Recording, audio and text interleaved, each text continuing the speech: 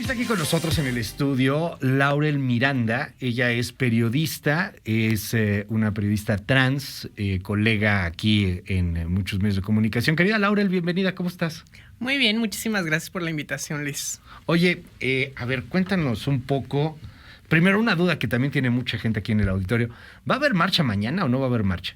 Habrá marcha, una marcha digital como la del año pasado. Ajá. Entonces, por tema de la pandemia, pues estamos siendo responsables y todo se dará de forma digital. No faltará, por supuesto, quienes sí marchen de forma real, presencial, ¿no? En Paseo de la Reforma. También la semana pasada hubo la primera marcha lencha, entonces, y se dio de manera física. Entonces, no creo que haya ¿Marcha problema. lencha es marcha de lesbianas? Ajá, de mujeres a las que les atraen las mujeres o las feminidades, ¿no? Ok. Mujeres a las que les atraen las mujeres o las feminidades. Correcto. Es curioso porque, a ver, hoy estamos en un mundo de tolerancia, lo cual a mí me parece muy bueno, pero también en lo de lo políticamente correcto, de pronto hace que no puedas hablar cosas sí o no. Si yo digo, por ejemplo, marcha lencha, ¿estoy haciendo algo malo? No, para Si yo nada. digo ella es lencha, ¿estoy haciendo algo malo? Dependería de la persona y de cómo se identifique. Es que creo que el problema, nos hemos casado con ciertas categorías y nos hemos olvidado de preguntarle a la gente cómo se identifica, ¿sabes? Hay muchas palabras que en el pasado tenían una connotación negativa, como tal vez lencha, como tal vez marica, y que en el presente nos las hemos reapropiado para reivindicarlas, ¿no? Para decir... Esto soy y durante años me insultaron con esta palabra, ahora me la apropio, me la identifico y la hago parte de mí. ¿Como lencha? Como lencha. O sea, lencha era un insulto, parece ahora lo apropiamos y es parte de la misma identidad. Toda proporción guardada, pero pienso en algo así como Daesh, que es lo del Estado Islámico, en donde Daesh es decirles a Daesh, al Estado Islámico, es como insultarlos, ¿no? Un tema ahí que tiene que ver con el lenguaje y con la violencia en el mismo lenguaje. Han cambiado cosas. Tú eres muy joven. Tú eres una chica trans muy joven. ¿Cuántos años tienes? Relativamente, tengo 32 años. 32 años. ¿Qué ha cambiado en esta transición? Porque ¿cuánto tienes de tu transición? ¿Está correcto decirlo así? Sí, correcto. En realidad tengo, de mi transición social tengo a lo mucho 2 años y medio. No ha sido tanto tiempo. Lo que sí te puedo decir es que han cambiado cosas, no las suficientes todavía. Y particularmente si hablamos de todo México, pues no se compara con la situación que tenemos en Ciudad de México, en donde somos más afortunados, más privilegiados, ¿no? En la Ciudad de México tenemos la oportunidad de realizar un cambio de identidad sexogenérica de manera con un trámite administrativo. Esto solo ocurre en 14 estados del país. Estamos hablando de que menos de la mitad tienen acceso a este procedimiento. ¿Qué pasa con el resto de las personas trans que viven en otros estados? Pues que tienen que venir a la Ciudad de México o bien en su estado enfrentar todo un proceso jurídico que implica tiempo, implica costo, implica un desgaste emocional y pues vaya, desafortunadamente esto no tendría que pasar porque en nuestra Constitución está garantizado el derecho a la identidad, ¿no? Y es tan básico que no nos olvidemos que una vez que tienes acceso a este derecho a la identidad, puedes tener un acta de nacimiento, una INE, un mejor acceso a educación, a trabajo, a salud, ¿no? Entonces, vaya, pues sí, todavía nos hace falta bastante. Solamente por decidirlo, solamente porque te sientes de otra forma, ¿se puede cambiar todo aquí en la Ciudad de México, por ejemplo? O sea, yo me siento mujer, entonces ¿puedo cambiar hasta un acta de nacimiento? Sí ¿Así, y no. de plano? Es decir, basta con que la persona se presente en el registro civil con una identificación oficial y diga yo me asumo con este género. El problema es que justo la sociedad en su mayoría piensa que es una decisión que se toma a la ligera o que un día despertamos y decimos, bueno, pues ahora quiero cambiar, ¿no? Y lo cierto pues es que esto implica un montón de cosas, o sea, justo por eso decimos a veces también orientación sexual y no preferencia sexual, ¿no? Hablando de las orientaciones. En el caso de la identidad de género, pues realizar una transición implica un montón de cosas. Estos trámites a mí me han llevado más de 6 meses, es decir, cambiar mi identidad en el registro civil, en el SAT, en el IMSS. Vaya, es un proceso bastante complicado en lo burocrático, pero también en el contexto social, en donde todos los días pues te estás enfrentando a miradas, a comentarios. Entonces tampoco es algo que se tome una decisión con la mano en la cintura. Hay un esfuerzo por tratar de cambiar la cultura, pero yo no sé si de pronto tiende a ser un tanto impositivo.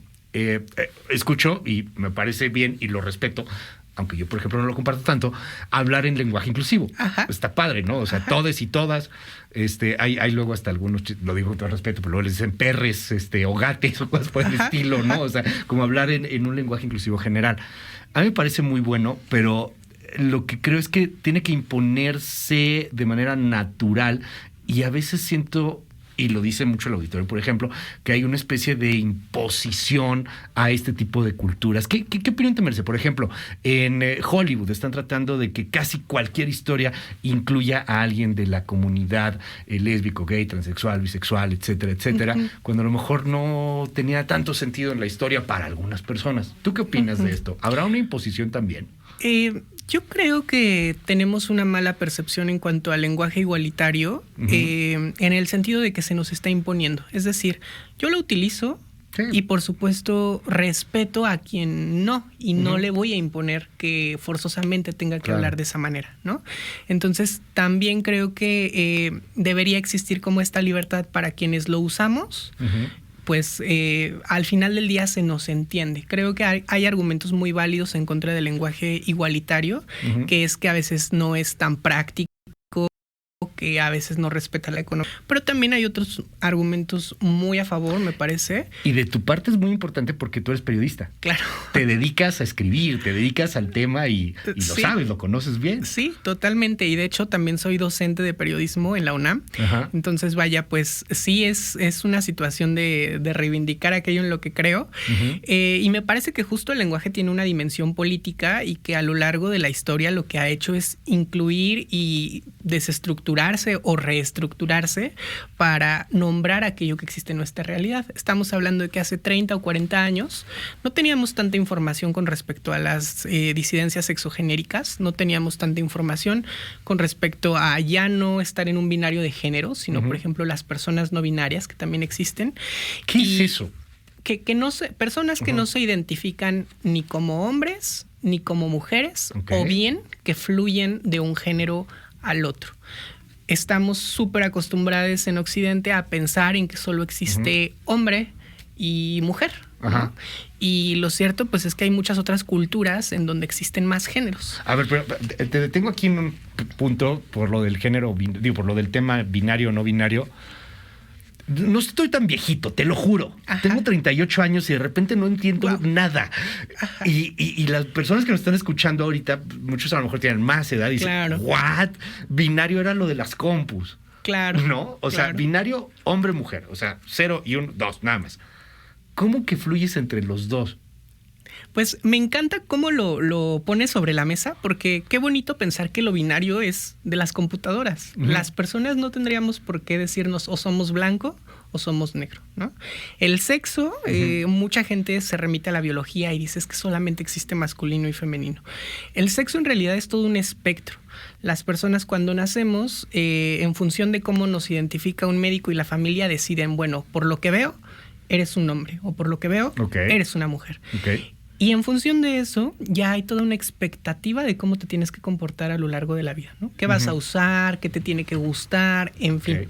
Entonces, justo, el género es una construcción social, y es muy lindo el poder respetar a las personas de cómo quieren vivirse y cómo quieren habitar su cuerpo. Entonces, el fluir... Pensemos en que la sexualidad también es fluida, en que igual y a lo mejor hoy se me antoja una cosa y mañana podría antojárseme otra, en lo sexual, en la vestimenta, en las expresiones, en el comportamiento. ¿Por qué se vuelve tan complejo algo que a lo mejor uno pensaría, y te digo, insisto, creo que te sientes como en otro momento para muchas personas que a lo mejor no hemos entrado tan de lleno, pero algo así yo pensaría, pues es un bisexual, ¿no? Está bien. O sea, no hay ningún prejuicio, pero cuando me dices no binario, ¿es eso? No, como para que se pueda entender. Porque hay una diferencia entre orientación sexual. La orientación sexual es quién me gusta, con quién quiero tener relaciones o el deseo. Y otra cosa es la identidad de género. El cómo me identifico. En este momento yo, por ejemplo, soy una mujer trans heterosexual porque me gustan los hombres. Pero también hay mujeres trans lesbianas, ¿no? Y a veces a la gente, a la sociedad, esto le explota en la cabeza porque mujeres trans lesbianas, perdón, por partes. Ajá. ¿Cómo sería? Mujeres trans lesbianas son personas que cuando nacieron les dijeron, eres hombre. Ok. ¿no?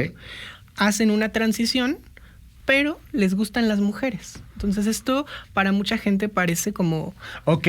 O sea, nacieron hombres. Ajá.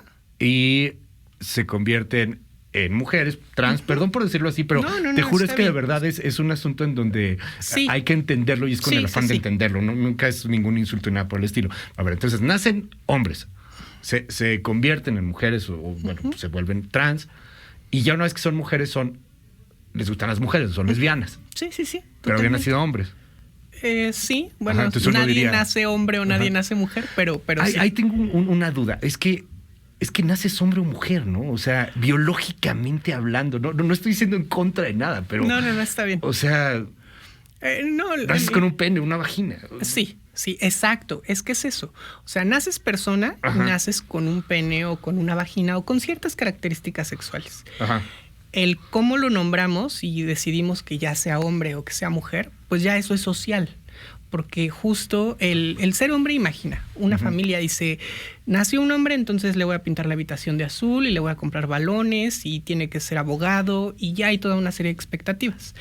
¿Por qué tendrían que existir esa serie de expectativas a partir de que la persona nació con pene, ¿sabes? Entonces, ¿por qué no pensar en que, bueno, pues se nació de esta manera y a lo largo de la vida ya decidirá esta persona qué hacer con su cuerpo? Y todavía es eso, me llama un buen la atención porque veo, por ejemplo, hoy las nuevas generaciones ya ni tienen cuartos azules, ni juegan con carritos o con muñecas. Todo el mundo juega con el Xbox o el PlayStation o pues el Sí, con los dispositivos. Fíjate que dicen que justo la generación que sigue a la mía, que son los centennials, la norma... Tú eres millennial todavía. Yo soy millennial todavía. Soy old millennial. O sea, soy el millennial ruco, chavorruco, viejo presumido, me dicen, porque yo ya me puedo registrar para la vacuna. Tú también, por cierto. Sí, yo ya. Encantada. Pues justo en los centennials la norma va a ser la diversidad, ¿no? Y me parece muy lindo porque creo que algo por lo que se nos dificulta mucho a nosotros estar pensando como en todo esto de la diversidad es porque forzosamente queremos etiquetar todo y queremos ponerle nombre. Entonces de pronto cuando ya son tantas etiquetas decimos, ay no, renuncio, o sea, ¿cómo me voy a aprender tantos nombres, no? Y en el caso de los centennials es, pues nada, hola, ¿cómo estás? Cómo te llamas, cómo te identificas y como tú me digas que eres y que te nombre, pues así lo voy a hacer, ¿no? Y me despreocupo como del me tengo que aprender tantas cosas. No quiero ser, me siento súper viejito, perdón, pero a ver, hay puntos en donde dices, bueno, ok, fluyes no binario, va. Odio preguntarlo así, pero no se me ocurre otro y están a nada de mandarme un corte. Hay una especie de límites, porque habrá alguien que utilizando un discurso tan diverso, tan tolerante, diga, pues a mí me gustan los niños de 16 años. No. Porque de 16 años ya no eres tan niño. No.